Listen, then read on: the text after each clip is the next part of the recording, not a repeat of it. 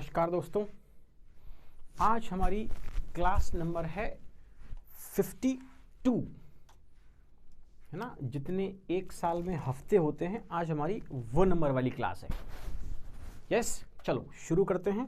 Vocabulary class number 52।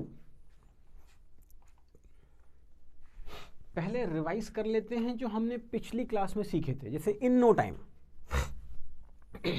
Means बहुत ही जल्दी, है ना, अति शीघ्र वाला, बहुत तेजी से जब कोई काम हो जाता है, that is in no time.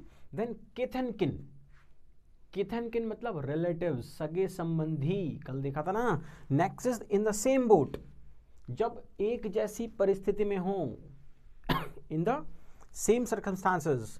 या फिर keep one's eyes open, keep one's eyes open, अपनी आंखों को क्या करना, खुला रखना। Leave no stone unturned,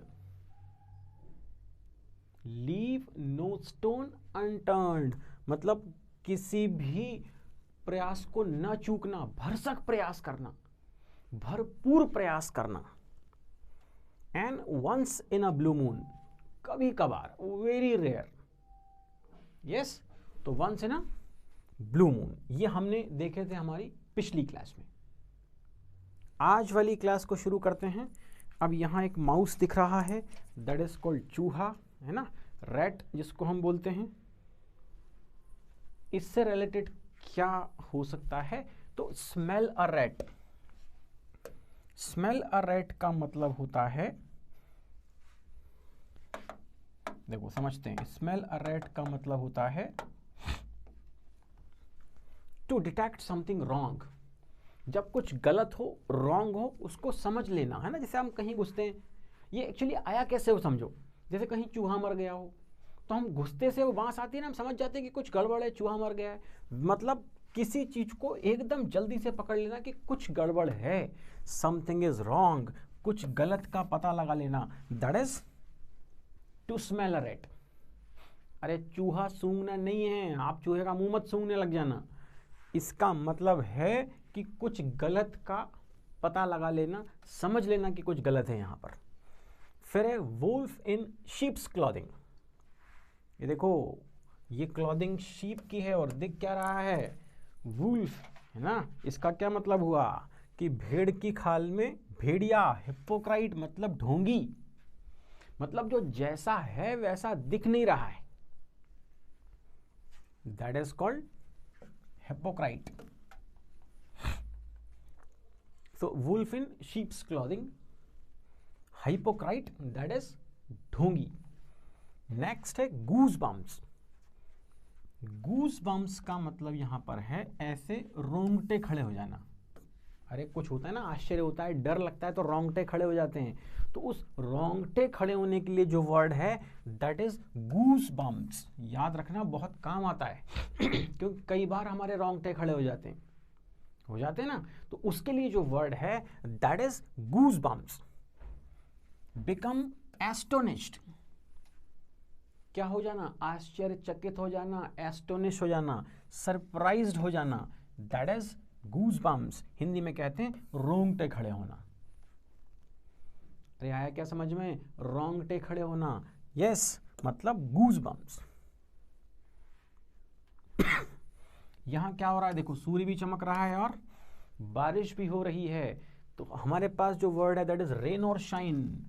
rain और shine means what ever may be the situation, परिस्थितियां कैसी भी हों, चाहे सूर्य चमके या बारिश हो, मतलब अच्छा मामला हो या बुरा हो, परिस्थिति अनुकूल हो या प्रतिकूल हो, तो परिस्थिति कैसी भी हो उसको बोलते हैं रेन और शाइन। फिर जो नेक्स्ट है वो है कॉल इट अ डे। ये भी बहुत बोलचाल में यूज किया जाता है, call it a day. Call it a day का मतलब है to end the day's work, दिन का काम खत्म कर देना। Now will call it a day, है ना, ऐसा बोलते हैं, मतलब अब हम काम खत्म करेंगे, दिन का काम समाप्त करना।